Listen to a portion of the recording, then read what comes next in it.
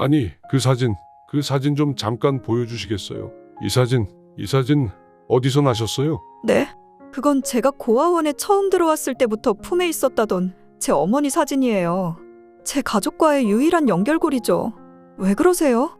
그게 진짜인가요? 오늘의 주인공, 식품 중견기업의 CEO 진영호 회장은 믿기지가 않는 상황에 손을 떨었습니다. 세이가 맞니? 네? 회장님 그게 무슨 농담이시죠? 이분은 분명히 사진 속 어머니와 똑같아요. 그렇다면 회장님이 진짜?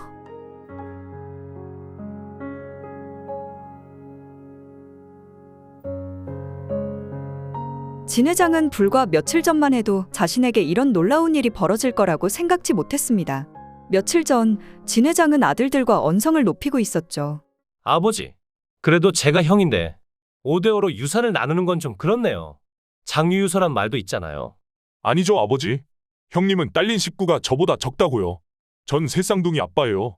누가 봐도 돈 들어갈 일은 제가 많은데 오히려 제가 더 받는 게 이치에 맞죠. 진 회장의 머리가 아파오기 시작했습니다. 돈이란 게 대체 뭐길래 형제간의 우애를 이렇게나 박살낸단 말입니까? 그만. 내 이럴까봐 깔끔히 5대5로 나누려고 했던 거였다. 내 어려서부터 누누이 말하지 않았더냐? 세상에서 단 하나뿐인 형제끼리 돈 때문에 다툰다면 그 돈은 차라리 없는 게 더 낫다고. 진 회장이 짧게 한숨을 내뱉은 뒤 말을 이었습니다. 하지만 너희도 각자 처한 상황이 다를 테지. 원하는 경우 최대 7대3까지 비율을 조정할 수 있도록 해주겠다. 그러니 너희 둘은 상속받을 비율을 서로 협의해 여기 용지에 적어 정비서에게 제출하거라. 다만 명심하거라. 중요한 건 너희 둘의 원만한 협의다. 따라서 두 장의 용지에 적힌 비율이 일치해야만 내 너희에게 상속을 해줄 것이야. 만약 둘의 비율이 다르다면요?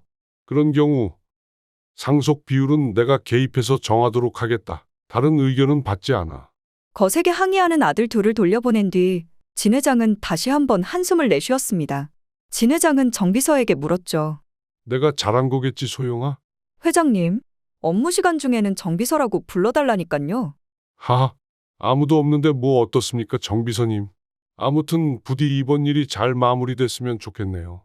저도 꼭 그러시길 바래요, 회장님. 진 회장은 쓴웃음을 지으며 세상을 떠난 아내와 어릴 적 잃어버린 딸아이를 떠올렸습니다. 여보, 나 정말 열심히 살았어. 당신이 남긴 마지막 선물 허투루 쓰기 싫어 진짜 노력했다고. 그런데 어쩌다 이런 지경이 돼버린 걸까? 과거 찢어지게 가난했던 그는 공장에서 일하던 중 아내 미연을 처음 만났습니다. 첫눈에 반한 서로는 2년의 연애 끝에 그만 아이를 가져버렸죠. 어차피 이렇게 된 거 둘은 차라리 결혼을 하려고 했으나 서로의 집안에선 가난을 이유로 이를 반대했고 오히려 중절수술을 권유했죠. 둘은 사랑의 도피를 떠나 예쁜 딸아이를 낳았고 이후에 아들 2명을 더 낳고 행복하게 살았습니다. 그러나 운명은 참 잔인하지요. 가난하더라도 가족만 있으면 무엇이든 다 헤쳐나갈 수 있을 거라 생각한 진 회장에게 연달아 비극이 일어나고 맙니다. 아내가 3살이 된 딸아이를 데리고 장을 보러 갔을 때 아주 잠깐 한눈을 판 새에 그만 딸아이가 사라져 버린 것이었습니다. 둘은 비가 오나 눈이 오나 딸아이를 찾아다녔으나 결국 찾지 못했고 설상가상으로 아내는 새벽에 운전을 하다 맞은편 신호위반 차량과 교통사고를 당해 변을 당하고 말았습니다. 식음을 전폐해 폐인이 된 진 회장에게 낯선 번호로 전화 한 통이 왔습니다. 진영호 씨 되십니까? 네, 그렇습니다만 누구신지요? 보험사입니다. 현재 돌아가신 정미연 씨께서 사망보험금 수혜자로 진영호 씨를 지정해 놓으셔서 연락드렸습니다. 네, 그게 무슨... 미연은 혹시나 자신이 잘못되었을 때를 대비해 남편 몰래 사망보험금을 크게 들어놓은 것이었습니다. 그렇게 진 회장에게는 예상치도 못한 거금이 생기게 되었습니다. 처음에는 손도 대기 싫었습니다. 아내의 마지막을 돈으로 산 것 같아서요. 하지만 남은 2 아들을 생각하면 망설일 수 없었죠. 결국 진 회장은 결심했습니다. 아내가 남긴 마지막 선물인 이 보험금, 결코 허투루 쓰지 않겠다고. 그렇게 진 회장은 그 돈으로 사업을 일으켜 네로라 하는 식품 중견기업의 회장인 지금의 자리까지 서게 된 것이었습니다. 그러나 부유함이라는 게 마냥 좋지는 않았습니다. 돈이 있으면 더 행복해질 수 있을 거라는 진 회장의 생각과 달리 진 회장이 성공하면 성공할수록 2 아들들의 마음속엔 허영심과 자만심, 그리고 시기와 질투가 차올랐습니다. 그리고 2 며느리들도 마찬가지고 말이죠. 한 번은 큰아들이 결혼을 하겠다며 예비 큰 며느리를 데려왔을 때였습니다. 아버지, 저희 결혼하려고요. 결혼식은 초호화 호텔에서 할까 하는데 그 중에서도 최고급 럭셔리 홀로 예약하려고요. 괜찮겠죠? 우선 결혼 축하한다, 상현아. 그런데 식장은 너희 두 사람이 알아서 할 일이다. 굳이 내 허락을 구할 필요는 없어. 네. 그렇지만 여기 비용이 비싼데 결혼식 비용은 당연히 아버지께서 내주시는 거 아니었어요? 내가 말했었잖아, 아들. 내 지원은 너희에게 신혼집으로 서울에 아파트 하나 해주는 게 마지막일 거라고. 이제부터 네 인생은 네가 알아서 해야 하지 않겠니? 그렇지만 아버지? 아버지에게 이 정도는 아무것도 아니시잖아요. 여유도 충분히 있으시니 이 정도는 당연히 지원해 주실 줄 알았죠. 아들아, 세상에 당연한 건 없는 법이다. 쉽게 들어온 돈은 쉽게 나가는 법. 결혼 비용은 네가 땀 흘려 번 돈으로 스스로 해결하도록 하고 금액이 살짝 모자랄 때만 내가 지원해 주도록 하마. 진 회장은 그렇게 말하고 잠깐 화장실을 다녀왔습니다. 진 회장이 자리로 막 돌아오려던 찰나 진 회장은 그만 큰아들과 예비 며느리의 대화를 의도치 않게 엿듣고 맙니다. 아버지가 갑자기 왜 저러시지? 민정아, 조금만 참아. 아버지 돌아가시면 어차피 유산은 다 내 몫이니까. 그건 그거고 오빠. 나 친구들한테 이미 최고급 호텔 럭셔리홀에서 결혼한다고 다 자랑해놨단 말이야. 나 여기 아니면 이제 오빠랑 결혼 못해. 그리고 오빠, 어차피 유산도 도련님이랑 나눠야 하는 거 아니야? 뭐 나누긴 하겠지만 당연히 형인 내가 더 많이 물려받지 않겠어? 만약 안 그러면 안 그러면 수단 방법 안 가리고 그렇게 되게 만들어야지. 돈 앞에서 동생이고 자식고가 어딨어? 그래도 동생만 제끼면 되니 그나마 다행이야. 알지? 나 어렸을 때 친누나 행방불명된 거 얼마나 다행이야? 만약 그때 누나 안 사라졌으면 지금 누나랑도 경쟁할 뻔했다고. 진짜 나쁜 동생이다. 근데 죄다 맞는 말이야. 그리고 식장 지원받는 건 너무 걱정하지 마. 나에게 생각이 있으니까. 진 회장은 큰아들과 예비 큰며느리의 대화를 듣고 충격을 받았습니다. 아무리 어렸을 때 행방불명되어 정이 안 든 누나일지라도 자기 가족인데 큰아들은 대체 가족들을 뭐라고 생각하는 걸까? 또 큰며느리가 될 사람이 인성이 저렇다면 결혼을 허락해도 되는 걸까? 진 회장은 화가 났지만 일단은 못 들은 척하며 자리로 돌아왔습니다. 아버지? 오셨어요? 아버지, 드릴 말씀이 있는데요. 생각해보니 중현이 결혼할 때도 최고급 홀에서 해주셨잖아요. 형인 제가 동생보다 늦게 결혼하는 것도 사실 좀 부끄러운데 결혼식장마저 동생보다 안 좋으면 추후 아버지 기업을 물려받을 후계자로서 모양이 좀 안 살지 않을까요? 진 회장은 어이가 없었습니다. 아직 기업을 물려받을 후계자와 관련해선 아무 말도 한 적이 없는데 왜 큰아들은 당연히 자신이 기업을 물려받을 거라고 생각하고 있을까요? 한참을 침묵하던 진 회장은 힘겹게 입을 떼었습니다. 그래, 듣고 보니 네 입장도 이해가 되는구나. 그래, 결혼 비용은 내가 지원해 주도록 하마. 어머, 그게 정말이에요, 아버님? 굳이 안 그러셔도 되는데. 오빠랑 저 정말 예쁘게 잘 살게요. 감사해요, 아버님. 큰며느리의 가증스러운 대답을 대충 받아준 진 회장은 그날 저녁 깊은 생각에 잠기게 됩니다. 돈이란 게 대체 뭘까? 어쩌다가 돈의 가치가 가족의 가치를 아득히 뛰어넘게 된 걸까? 사실 큰아들의 주장은 어느 정도 일리가 있긴 했습니다. 실제로 이전에 작은아들 중현이 꼭 초호화 결혼식을 올려야 한다고 주장했을 땐 진 회장 또한 아들의 첫 결혼식이라는 기쁨에 취해 모든 비용을 지원해 준 것이 사실이었고 형 입장에선 그 모습을 보며 당연히 내가 결혼할 땐 최소 동생보다는 더 지원해 주시겠지 하고 생각하겠지요. 진 회장은 그제서야 아들들이 우애를 잃은 것이 모두 자신의 탓임을 깨닫고 괴로워했습니다. 몇 날 며칠을 괴로워하던 진 회장에게 그의 비서 정 비서가 말을 걸었습니다. 무슨 고민 있으십니까, 회장님? 정 비서님, 맞아요. 요새 고민거리가 조금 있네요. 어떻게 아셨어요? 어떻게 알긴요, 회장님. 얼굴에 다 써 있는데 어떻게 모르겠어요. 하하, 역시 정 비서님이네요. 그리고 보니 정 비서님이 저랑 함께 일한 지도 벌써 10년이 넘었네요. 진 회장은 10년 전 비서 면접 자리에서 정 비서를 처음 만났을 때를 떠올렸습니다. 진 회장은 몇십 명의 비서 지원자 중 유독 정 비서의 얼굴이 눈에 밟혔습니다. 왠지 모르게 친숙하고 정감이 가는 얼굴. 진 회장은 정 비서의 이력서를 꼼꼼히 보았는데요. 알고 보니 정 비서는 어려서부터 부모를 잃은 고아였습니다. 10대부터 빨리 공장에 들어가서 돈을 벌라는 고아원 원장의 권유에 굴하지 않고 새벽엔 신문 배달, 저녁엔 배달 일을 하면서 학업 또한 놓지 않았고 그렇게 명문대에 합격한 뒤에는 등록금을 벌기 위해 설거지 일부터 과외까지 안 해본 일이 없을 정도였죠. 진 회장은 힘든 환경에도 굴하지 않고 억척같이 열심히 살아온 정비서가 참 대견했습니다. 실제 면접 때도 어린 친구가 어찌나 말도 똑부러지게 잘하고 성격은 꼼꼼한지 진 회장은 주저없이 바로 정비서를 뽑았고 그렇게 10년 넘게 소중한 인연을 유지하고 있던 것이었습니다. 진 회장은 가끔 고민이 있을 때는 정비서에게 자문을 구하곤 했고 정비서는 진 회장의 마음을 어찌 그리 잘 아는지 아주 맘에 쏙 드는 답변을 내놓아 진 회장을 놀라게 하곤 했죠. 진 회장은 정비서에게 자신의 고민에 대해 털어놓았습니다. 그래서 대체 어떻게 하면 좋을까, 소영아? 업무 시간에는 정비서라고 부르시라니까요, 회장님. 그래요, 그래. 정비서님. 아무튼 푸념 들어줘서 고마워요. 별 말씀을요. 들어보니 정말 힘드시겠습니다. 그래서 말인데 외람되지만 제가 제안을 하나 드려도 될까요? 진 회장은 정비서의 말에 귀를 기울였습니다. 요컨대 결국 아드님 두 분을 타협시킬 방법이 없다는 말씀이시잖아요? 그러면 이렇게 하는 건 어떠실까요? 정비서의 제안을 다 들은 진 회장은 무릎을 탁 치며 말했습니다.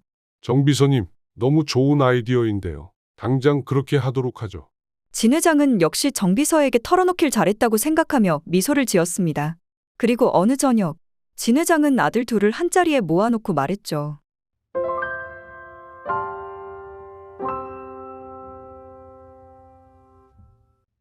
진 회장은 아들 둘을 한자리에 모아놓고 말했죠. 거두절미하고 말아마. 난 이제 더 이상 가족들이 돈 때문에 사이가 나빠지는 것을 두고 볼 수 없다. 그래서 내 너희에게 갈 모든 재산을 지금 이 자리에서 미리 모두 확정지은 뒤 이제 앞으로는 너희와 돈 관련으로는 일체 엮이는 일이 없도록 할 것이다. 네, 아버지. 그게 무슨? 아버지, 하는 건 하는 건데 앞으로의 돈 말고 지금까지 지원해주신 돈도 계산하셔야죠. 아무리 생각해도 그동안 형이 저보다 더 많이 지원받은 것 같아요. 무슨 소리야? 난 형으로서 너에게 이제까지 양보만 했어. 그동안 네가 받은 게 나보다 훨씬 많다고. 아직 시작도 안 했는데 티격태격하는 형제들의 모습을 보니 진 회장은 벌써부터 머리가 아파오기 시작했습니다. 조용, 조용. 그런 사소한 문제는 나중에 얘기하도록 해라. 지금 시급한 건 기업의 후계자 자리와 유산상속에 관한 부분이야. 결론부터 말하마. 유산상속은 정확히 5대5로 나눠서 진행하도록 할 것이다. 아버지, 그래도 제가 형인데 5대5로 유산을 나누는 건 좀 그렇네요. 장유유서란 말도 있잖아요.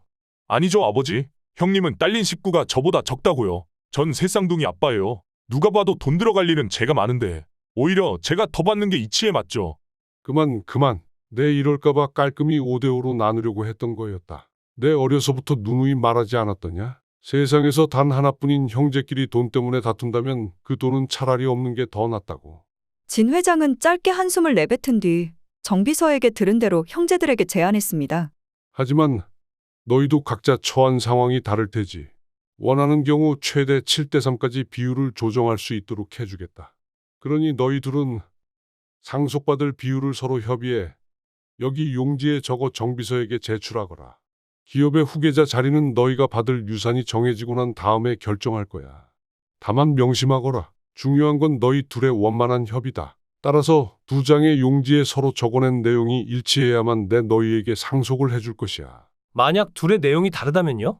그런 경우 상속 비율은 내가 개입해서 정하도록 하겠다. 다른 의견은 받지 않아. 예상대로 아들 둘은 거세게 항의했지만 진 회장은 단호하게 그들을 돌려보냈습니다. 진 회장은 다시 한번 한숨을 내쉬었습니다. 진 회장은 이 상황을 안쓰럽게 쳐다보고 있는 정비서에게 물었죠. 내가 잘한 걸까, 소영아? 잘 해결되시길 바라겠습니다, 회장님. 그래, 진짜 그랬으면 좋겠어. 뭐? 아버님이 그렇게 얘기하셨다고? 참나, 도련님도 웃긴다. 찬물도 위아래가 있는 법인데 말이야. 그래서 도련님네랑 합의는 봤어? 봤지? 5대5로. 뭐? 왜 5대5야? 당신이 장남인데 당연히 치를 받아야지. 어쩔 수 없어. 그렇게 하면 동생 쪽에서 협의를 안 해주니까. 아버지는 우리에게 선택권을 주는 듯이 말씀하셨지만 결국은 5대5로 합의하라는 말을 돌려서 하신 거라고. 큰아들은 아버지의 의도를 정확히 파악했습니다. 진 회장은 결코 호락호락한 사람이 아니었습니다. 아버지가 정하신 것에 반기를 들어봐야 국물도 없다는 것을 큰아들은 잘 알고 있었죠. 체념해 있던 큰아들에게 아내는 솔깃한 제안을 하게 됩니다. 그러니까 결국 당신이랑 도련님이 각자 협의한 비율을 용지에 적고 그 정비서라는 사람에게 주면 된다는 거잖아? 그렇지? 그럼 쉽네. 그 정비서라는 사람 우리가 매수하자. 그게 될까? 되고 말고 우리가 물려받는 재산이 얼만데. 그중에 콩고물 조금 나눠주면 그걸 거절할 사람이 어딨겠어? 좋은 생각인데? 역시 여보는 천재야. 내가 생각해도 천재적인 발상이야. 그럼 그 돈이 어떤 돈인데?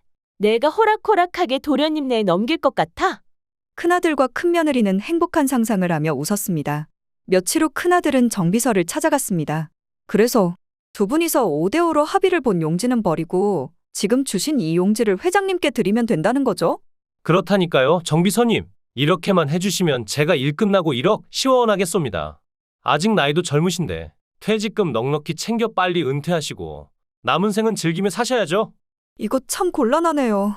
눈치채셨겠지만 사실 회장님은 처음부터 상속 비율을 5대5로 하기로 마음먹으셨습니다.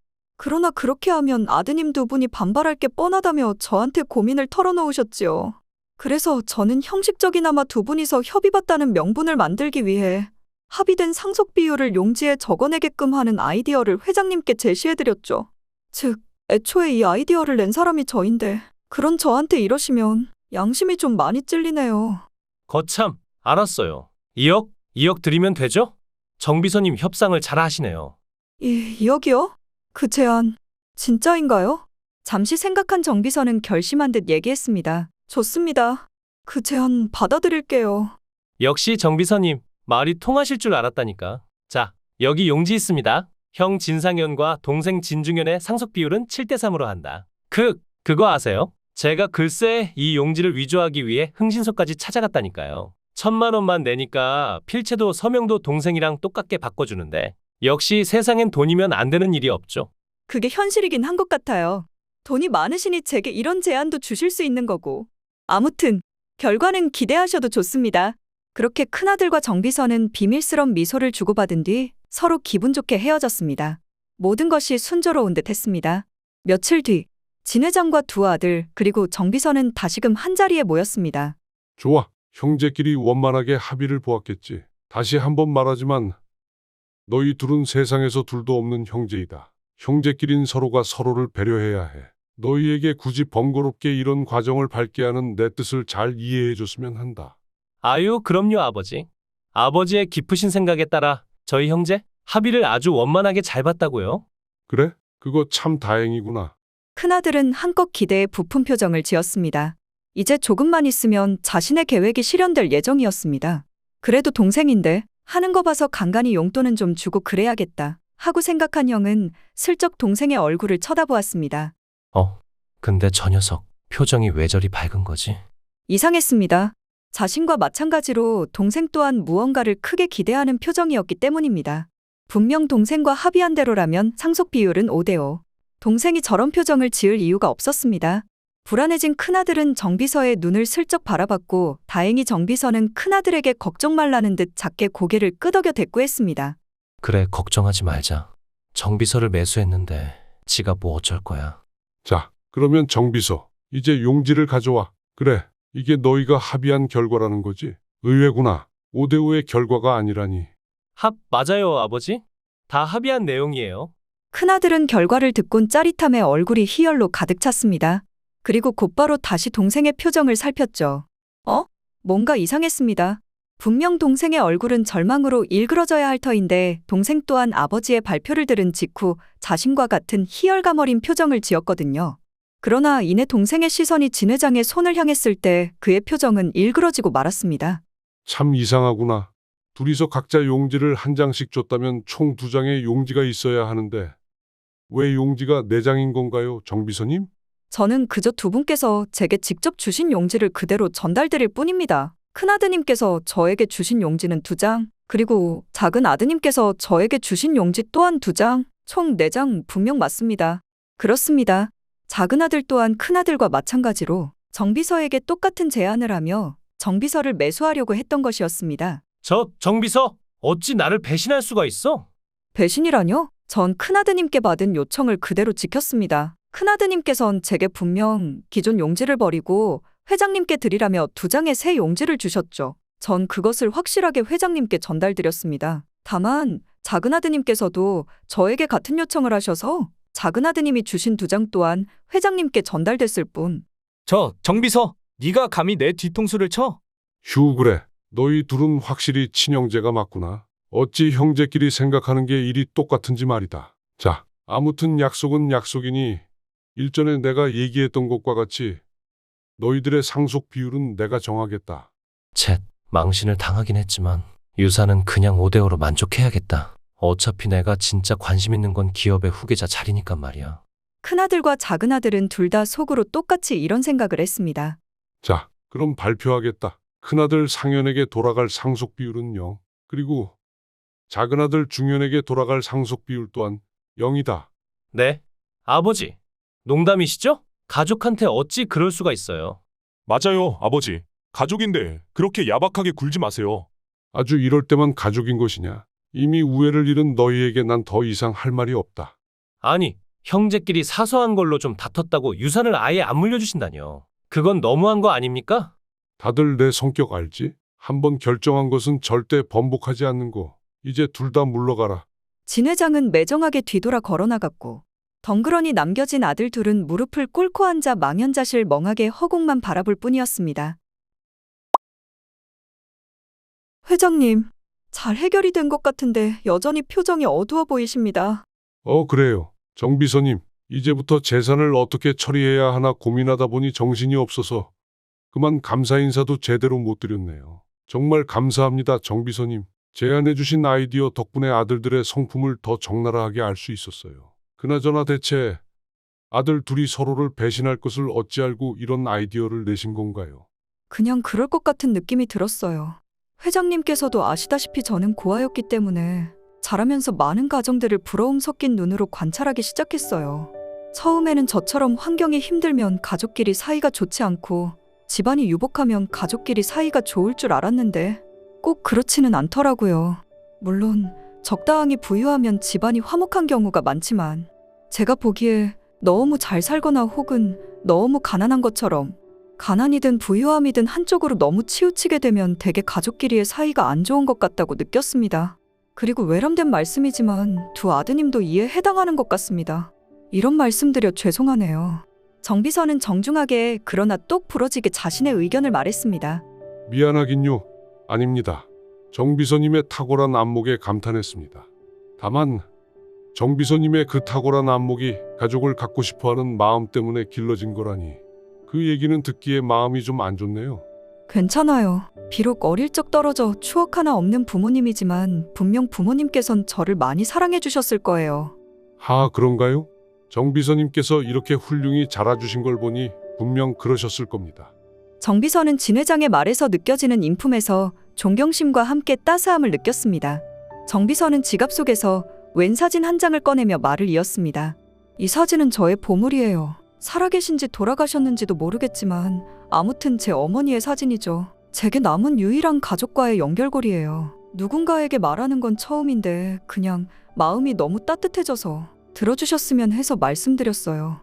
정비서는 너무 감상에 젖었나 싶어 민망한 듯 멋쩍은 웃음을 짓다 문득 이상함을 느껴 진 회장을 바라보았습니다. 회장님, 듣고 계세요? 그렇게 말한 정비서는 진 회장을 보고 깜짝 놀라고 말았습니다. 진 회장이 너무나 놀란 표정을 지으며 손을 덜덜 떨고 있었기 때문이었습니다. 회장님? 진 회장은 정비서의 손에 쥔 사진을 본 채 떨리는 목소리를 가다듬으며 말했습니다. 정비서님, 그 사진 좀 잠깐 보여주시겠어요? 이 사진 어디서 나셨어요? 네? 말씀드렸듯 그건 제가 고아원에 처음 들어왔을 때부터 품에 있었다던 제 어머니 사진이에요. 왜 그러세요? 그게 진짜인가요? 진영호 회장은 믿기지가 않는 상황에 손을 떨었습니다. 정비서님, 아니, 소영아, 그 사진 좀 자세히 보게 이리 줘보렴. 진 회장은 떨리는 손으로 정비서에게 사진을 건네받았습니다. 그리곤 눈물을 주르륵 흘리고 말았죠. 이 사진은 미연이 사진이잖아? 그렇다면 네가? 세희가 맞니? 네? 회장님 그게 무슨? 농담이시죠? 제 이름은 정소영인데요. 아니다, 세희야. 네 이름은 정소영이 아니야. 너는 오래전 잃어버린 내 딸, 진세희란다. 너의 사진 속 여자는 분명 네 엄마, 미연이가 틀림없어. 진 회장은 떨리는 손으로 지갑 속 아내의 생전 마지막 모습이 담긴 사진을 꺼내 정비석, 아니 제외한 딸에게 건네주었습니다. 이분은 분명 사진 속 어머니와 똑같아요. 그럼 회장님께서 진짜 저의 아버지이신 건가요? 이게 진짜인 거 맞나요? 그렇단다 내 딸아. 미안하다. 미안해. 변명 같겠지만 우리는 너를 찾기 위해 최선을 다했지만 너를 결국 찾지 못했다. 네 어머니가 돌아가신 이후에도 나는 죽었는지 살았는지도 모를 내 딸을 찾기 위해 몇십 년을 더 바쳤어. 그러나 50대가 된 어느 순간 비로소 너를 찾기를 포기하게 되었을 때 내게 남은 유일한 가족인 아들들은 내 재산을 노리며 허구한 날 다투기만 하고 그야말로 지옥이 따로 없었어. 아빠? 진짜 아빠예요? 거짓말 아니죠? 그래, 아빠다. 진짜 많이 보고 싶었다 내 딸아. 10년 전 면접장에서 너를 처음 봤을 때 네가 눈에 계속 밟혔던 것은 우연이 아니었어. 그런 내가 딸을 10년간 곁에 두고도 왜 몰랐는지 부디 나를 용서해 주려무나. 아빠, 저 진짜 열심히 살았어요. 열심히 살아서 유명해져야 그래야 언젠가 잃어버린 부모님이 찾아와 주지 않을까 싶어서 그래서 그렇게 치열하게 버티고 또 버텼어요. 그동안 너무 보고 싶었어요, 아빠. 미안하다 내 딸. 고맙다 내 딸. 이렇게 잘 자라줘서 정말 고맙다 내 딸아. 진 회장과 진세희는 서로를 부둥켜 안고 한참을 울었습니다. 울고 또 울었습니다. 그러나 감동의 재회 순간도 잠깐.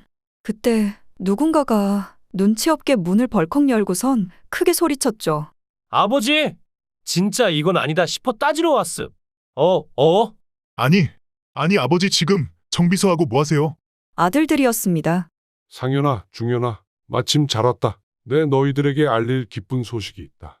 정비서가 말이다 글쎄. 아버지 괜찮아요. 저희는 못 본 척 해드릴게요. 그나저나 기쁜 소식이 뭔가요? 혹시 기업 후계자 자리는 저에게 물려준다는 그런 소식인가요?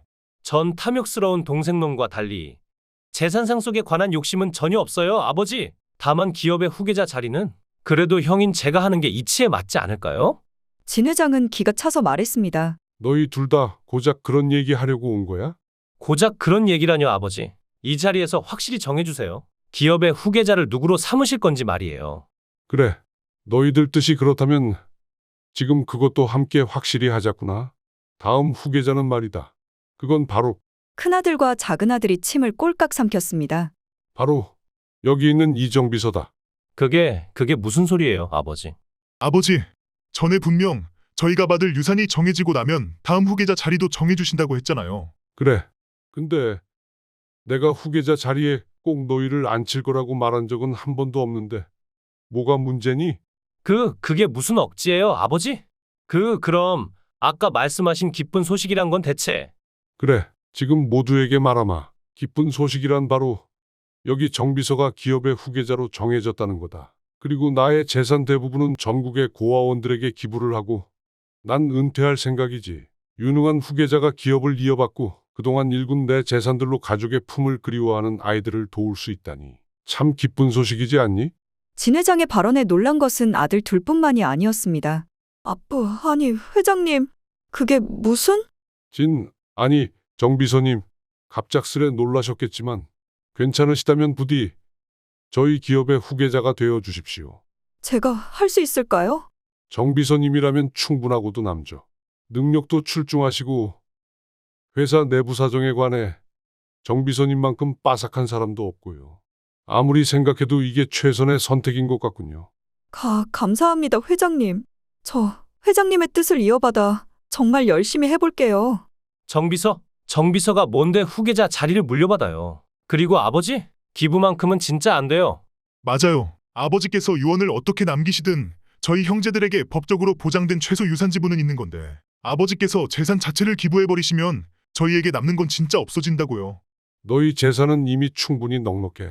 그것만으로도 내 아비로서의 도리는 이미 충분히 다한 것 같구나. 그리고 정비서가 누구냐고? 그건 너네들은 몰라도 될 것 같다, 아들들아. 말도 안 돼요? 내 돈, 내 회사, 아버지. 혹시 정비서하고 그렇고 그런 사이이신 거예요? 네, 그런 거예요. 진 회장은 큰아들의 말에 굳이 대꾸할 필요성을 못 느낀다는 듯 빙그레 미소를 지으며 뒤돌아섰습니다. 좋을 대로 생각하려무나. 그래도 입은 조심하는 게 좋을 거야. 조금이라도 나의 아들로서 남아있을 가능성을 유지하고 싶으면 말이야. 아버지! 제발요. 가족끼리 이러면 안 되는 거잖아요. 제발, 제발! 아들들은 오열했고 진 회장과 진 비서는 그들을 뒤로 한 채 자리를 벗어났습니다. 그리고 둘은 흐뭇하게 서로를 바라보았죠. 모든 것이 제자리를 찾아가고 있었습니다. 진 회장은 그동안 딸이 얼마나 고생했을까 하는 마음에 미안함과 죄책감이 마음속에 가득했지만 지금부터라도 딸을 그 누구보다 행복하게 해주리라 굳게 다짐했습니다. 진 비서는 자신의 정체를 알기 전부터도 자신을 따뜻하게 대해준 아버지에게 무한한 감사함을 느꼈고 그동안 힘겹게 버텨온 나날들 또한 그 모두가 이 날을 위해서라고 생각하니 너무나도 송구하고 또 감격스러웠습니다.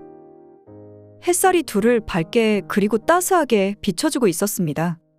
이 얘기를 아름답게 들으셨다면 구독과 좋아요를 꼭 눌러서 응원해주세요. 큰 힘이 됩니다. 지금까지 대추나무 사연 걸렸네였습니다. 추운 날씨 건강 조심하시고요. 저는 다음번에 더 좋은 사연으로 찾아뵙겠습니다.